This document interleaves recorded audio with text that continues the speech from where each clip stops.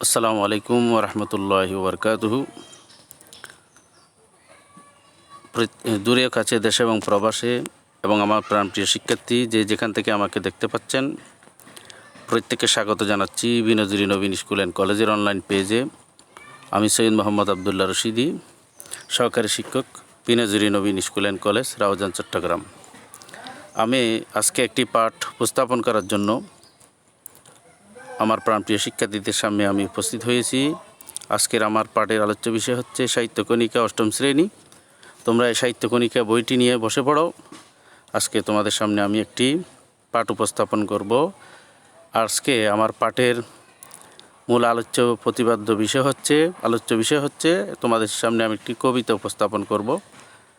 কবি কায়কোবাদের প্রার্থনা কবিতাটি উপস্থাপন করব। তোমরা কবি কায়কোবাদের প্রার্থনা কবিতাটি তোমাদের পাঠ্য বই খুলে প্রার্থনা কবিতাটি তোমরা ধরো। তোমাদের সামনে আমি প্রার্থনা কবিতাটি উপস্থাপন করব। চলো প্রথমে আসা যাক প্রার্থনা কবিতা।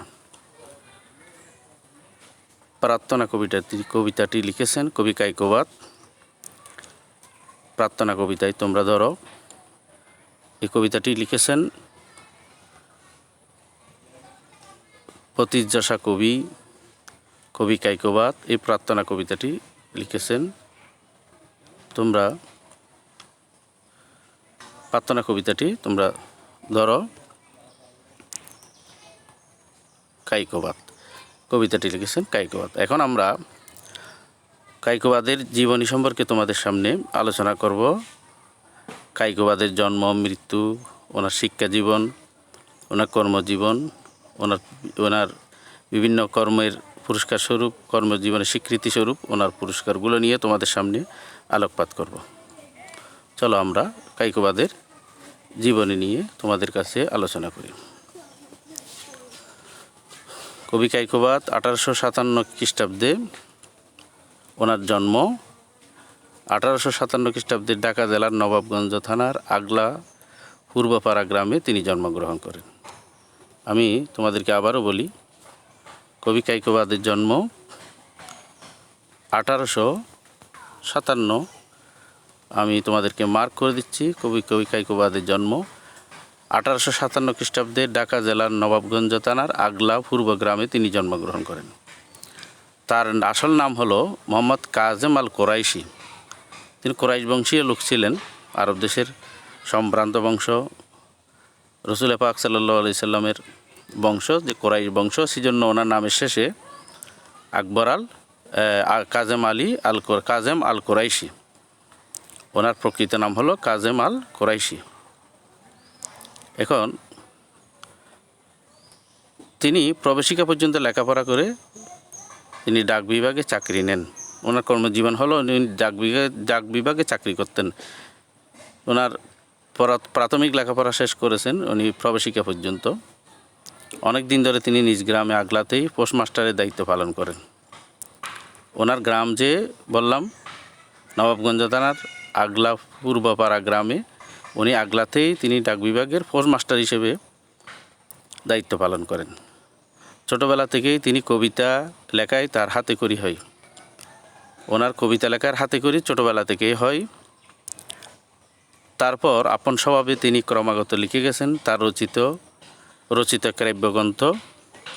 এগুলো আমি তোমাদের সামনে মার্ক করে দিচ্ছি। কাব্যগ্রন্থ হচ্ছে মহাশ্মশান, ওনার বিখ্যাত মহাকাব্যগ্রন্থ। তার অন্যান্য কাব্যগ্রন্থর মধ্যে আছে অশ্রুমালা। এই অশ্রুমালা যে কাব্যটি আমি তোমাদের সামনে মার্ক করে দিলাম, এই অশ্রুমালা কাব্যগ্রন্থ থেকে এই প্রার্থনা কবিতাটি এখানে সংক্ষেপ আকারে এখানে সংক্ষেপ নেওয়া হয়েছে ওনার এই অশ্রুমালা কাব্যগ্রন্থ থেকে। এরপরে শিব মন্দির, অমীয় ধারা, মহরম শরীফ ইত্যাদি ওনার কাব্যগ্রন্থ। অমীয় ধারা, মহরম শরীফ। অতঃপর উনি 1951 খ্রিস্টাব্দে কাইকোবাদ, কবি কাইকোবাদ ঢাকায় মৃত্যুবরণ করেন। 1857 খ্রিস্টাব্দে ঢাকা জেলার নবাবগঞ্জ থানার আগলাপূর্ব গ্রামে তিনি জন্মগ্রহণ করেন। ওনার মৃত্যু 1951 খ্রিস্টাব্দে কবি কাইকোবাদ ঢাকায় মৃত্যুবরণ করেন। এই হলো ওনার সংক্ষিপ্ত জীবনী আমি তোমাদের সামনে আলোকপাত করলাম। এবার আসো আমরা মূল আলোচনায়, মূল পাঠে চলে যাই। কবি কাইকোবাদের কবিতায় আমি তোমাদেরকে কবিতাটি তোমাদের সামনে আবৃত্তি করে আমি শোনাচ্ছি। কবিতার নাম হলো প্রার্থনা। লিখেছেন কবি কাইকোবাদ। বিভো দেহরি দেবল, না জানি ভক্তি না জানি স্তুতি, কি দিয়া করিব তোমারই আরতি, আমি নিঃসম্বল। তোমার দুয়ারে আজি রিক্ত করে, দাঁড়িয়েছি প্রভু সপিতে তোমারে, শুধু আঁকি জল দেহরি দেবল। বিভু দেহরি দেবল, দারিদ্র পেশনে বিপদের কোড়ে, অথবা সম্পদে সুখের সাগরে, বলিনি তোমারই এক ফল, জীবনে মরণে শয়নে স্বপনে, তুমি মোর পথের সম্বল দেহরি দেবল। বিভু দেহরি দেবল, কত জানি পাখি নিকুঞ্জ বিতানে, সদা আত্মহারা তব গুণগানে, আনন্দে বিহবল, বলিতে তোমারে প্রাণে অবসাদ, তরুলতা শিরে তোমারই প্রসাদ, চারু ফুল ফল দেহরি দেবল। বিভু দেহরি দেবল, তোমারই নিঃশ্বাস বসন্তের বায়ু, তব স্নেহকণা জগতের আয়ু, তব নামে অশেষ মঙ্গল, গভীর বিষাদে বিপদের কোড়ে, একাগ্র হৃদয়ে মরিলে তোমারে, একাগ্র হৃদয়ে সরিলে তোমারে, নিবেশ কানল দেহরি দেবল। এই কবিতাটি সংক্ষেপ করা হয়েছে, সেজন্য এখানে লেখা হয়েছে সংক্ষেপিত। এবার আমি তোমাদেরকে কবিতার অর্থটুকু, ব্যাখ্যাটুকু আমি তোমাদেরকে পাঠ করে শোনাচ্ছি। বিভো দেহরি দেবল, বিভো মানি প্রভুকে বলা হচ্ছে, সৃষ্টিকর্তাকে বলা হচ্ছে। এখানে প্রার্থনা মানে সৃষ্টিকর্তার কাছে সমস্ত আকুলতা দিয়ে, সমস্ত ব্যাকুলতা দিয়ে, দেহ মন প্রাণ সব কিছু দিয়ে সৃষ্টিকর্তার কাছে কায় মনোবাক্যে প্রার্থনার যে চিত্র কবি প্রার্থনা কবিতায় উনি ফুটিয়ে তুলেছেন, যেটা আমি তোমাদেরকে অর্থসহ আমি তোমাদেরকে শোনাচ্ছি। তোমরা ভালো করে মনোযোগ দিয়ে শ্রবণ করো। বিভু মানে প্রভু, দেহ হৃদে বল, আমার দেহ, হৃদয় মানে অন্তরে, আমার দেহ হৃদে বল, আমার অন্তরে আমার দেহে তুমি বল দাও, শক্তি দাও। না জানি ভক্তি না জানি স্তুতি, না জানি ভক্তি আমি ভক্তি জানি না, নাহি জানি স্তুতি আমি তোমার প্রশংসাও জানি না। কি দিয়া করিব তোমারই আরতি, আমি কি দিয়া তোমার প্রশংসা করিব, আমি কি দিয়া তোমার আরতি মানে প্রার্থনা। কি দিয়া করিব তোমারই আরতি, আমি নিঃসম্বল, আমার কাছে কোনো সম্বল নেই, সহায় নেই, আমি কি দিয়ে তোমার প্রার্থনা করিব। তোমার দুয়ারে আজি রিক্ত করে, রিক্ত মানে শূন্য হস্তে, তো আমি তোমার দুয়ারে কিছু নেই আমার, আমি শূন্য হস্তে তোমার দুয়ারে এসেছি। দাঁড়িয়েছি প্রভু সপিতে তোমারে, সপিতে মানে সব সমর্পণ করতে, তোমার দুয়ারে আজি রিক্ত করে, দাঁড়িয়েছি প্রভু সপিতে তোমারে, আমি তোমার দুয়ারে তোমার দরজায় শূন্য হাতে আমি দাঁড়িয়েছি, তোমার কাছে আমি নিজেকে সঁপে দিতে, শুধু আমার কাছে আছে শুধু আঁকি জল দেহ হৃদে বল, আর অন্তরে এবং হৃদয়ে আছে বল, আর কোনো কিছু আমার কাছে সম্বল নেই। বিভু দেহ হৃদে বল, দারিদ্র পেশনে বিপদের কোড়ে, দারিদ্র পেশনে, পেশনে শব্দের অর্থ হলো অত্যাচারে, দারিদ্র পেশনে বিপদের কোড়ে, কোড়ে মানে খোলে, বিপদের কোলে, অথবা সম্পদে সুখের সাগরে, ধন সম্পদ এবং সুখের সাগরে, বলিনি তোমারই এক পল, আমি তোমাকে এক পল, পল শব্দের অর্থ পলক, এক পলকের জন্য আমি তোমাকে বলিনি। দারিদ্রতার অত্যাচারে বিপদের সম্মুখে, বিপদের কোলেও, অথবা ধন সম্পদের সুখের সাগরেও আমি তোমাকে এক পলকের জন্য প্রভু বলিনি। জীবনে মরণে শয়নে স্বপনে, আমার জীবন আমার মরণে, আমার জাগ্রত অবস্থায়, আমার ঘুমে স্বপনে, তুমি মোর পথের সম্বল, তুমি আমার পথের সম্বল দেহরি দেবল। বিভু দেহরি দেবল, কত জাতি পাখি নিকুঞ্জ বিতানে, কত রকমের পাখি, কত জাতের পাখি, নিকুঞ্জ মানে বাগান, সদা আত্মহারা তবু তব গুণগানে, সব ফাঁকি নিজেকে আত্মহারা করে তোমার গুণগানে আনন্দে বিহবল হচ্ছে। বলিতে তোমারে প্রাণে অবসাদ, তরুলতা শিরে তোমারই প্রসাদ। তরুলতা সব কিছু তোমার প্রশংসা, তোমার গুণগান গাচ্ছে। চারু ফুল ফল, চারু মানে সুন্দর, ফুল ফল দেহরি দেবল, সব কিছুতে তোমার গুণগান, তোমার মহিয়ান। বিভু দেহরি দেবল, তোমারই নিঃশ্বাস বসন্তের বায়ু, তব স্নেহ কণা জগতের আয়ু। তব নামে অশেষ মঙ্গল। গভীর বিষাদে মানে দুঃখে, বিপদের করে একান্ত হৃদয়ে শরীরে মানে স্মরণ করিলে। নিবে শোকানল মানে শোকের আগুন, দেহরি দেবল প্রভু দেহরি দেবল।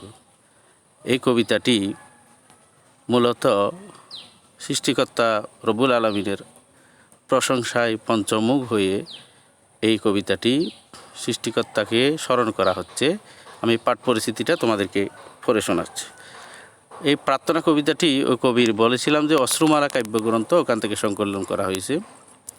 কবি কবিতায় স্রষ্টার অপার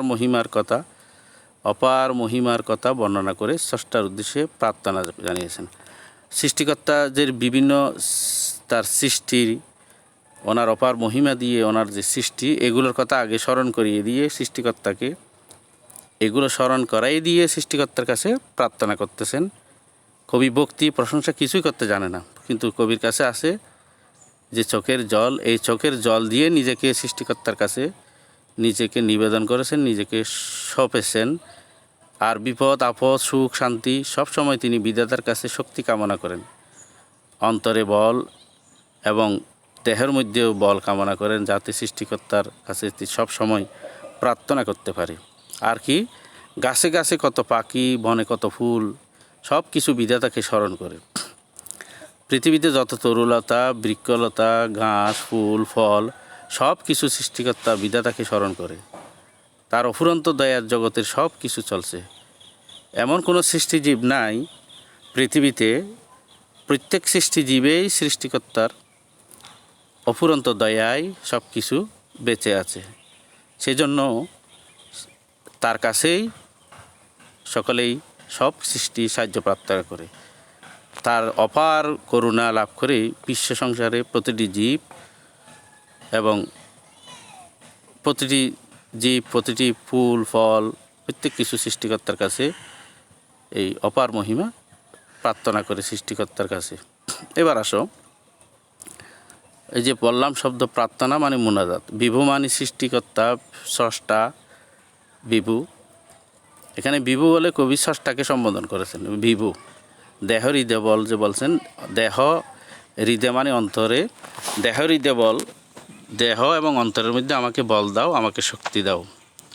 রিক্ত করে মানে শূন্য হাতে, পেছনে মানে অত্যাচারে, আমি যে বললাম। ক্রোড় মানে খোল, পল মানে মুহূর্তকাল নিমেষ, অশেষ মানে যার শেষ নেই অন্তহীন, বিষাদ মানে বিষণ্ণতা দুঃখবোধ, শরীরে মানে স্মরণ করলে, প্রসাদ মানে অনুগ্রহ, হৃদয় মানে অন্তরে মনে, বল মানে শক্তি জোর, স্তুতি মানে প্রশংসা, আরতি মানে প্রার্থনা, চারু মানে সুন্দর, নিকুঞ্জ মানে বাগান, শোকানল মানে শোকরূপ অনল, অর্থাৎ শোকের অনল, শোকের আগুন, এটাকে বলা হয় শোকানল। এই গেল কবি কায়কোবাদের প্রার্থনা কবিতাটি আমি তোমাদেরকে পড়ে শোনালাম। এবার তোমরা কবি কায়কোবাদের এই কবিতার মূল বক্তব্যটা, মূল ভাবটা তোমরা তোমাদের বাড়ি থেকে বাড়ির কাজ হিসেবে তোমরা প্রত্যেকে লিখে আনবে। এটা তোমাদের বাড়ির কাজ দিচ্ছি। আর কয়েকটা কবিতার কয়েকটা বাক্যের তোমরা ব্যাখ্যা লিখে আনবে। আমি ব্যাখ্যাগুলো তোমাদেরকে নির্দিষ্ট করে দিচ্ছি।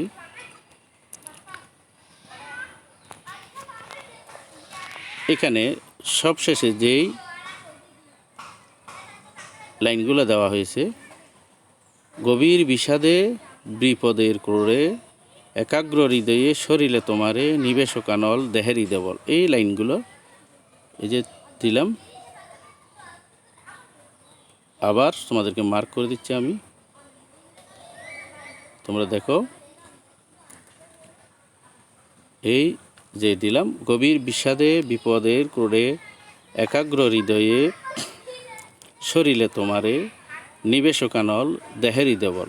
এই লাইনটার তোমরা ব্যাখ্যা শিখে আসবে, আর কবিতার শব্দে প্রত্যেকটা শব্দের অর্থ তোমরা শিখে আসবে। এই গেল আজকে তোমাদের জন্য বাড়ির কাজ। একটা বাড়ির কাজ দিলাম, কবিতাটির মূল বক্তব্য মূল ভাব তোমরা লিখে আনবে। আরেকটা দিলাম, গভীর বিষাদে বিপদের ক্রোড়ে একাগ্র হৃদয়ে শরীরে তোমারে নিবেশ কানল দেহেরই দেবল।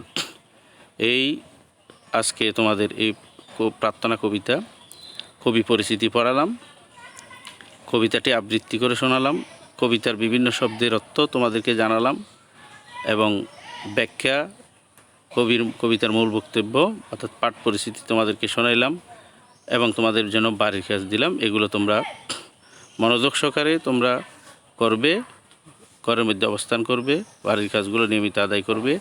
আমাদের বিনোদনী নবীন স্কুল অ্যান্ড কলেজের অনলাইন পেজে লাইক দিয়ে নিয়মিত আমাদের ক্লাসগুলো দেখবে এবং সংসদ টেলিভিশনের ক্লাসগুলো তোমরা নিয়মিত দেখবে, পর্যবেক্ষণ করবে, বাড়ির কাজগুলো ঘরের মধ্যে আদায় করবে, নিরাপদে থাকবে, সুস্থ থাকবে। এই আশা ব্যক্ত করে আমি তোমাদের থেকে বিদায় নিচ্ছি। আসসালামু আলাইকুম ওয়া রাহমাতুল্লাহি ওয়া বারাকাতুহু।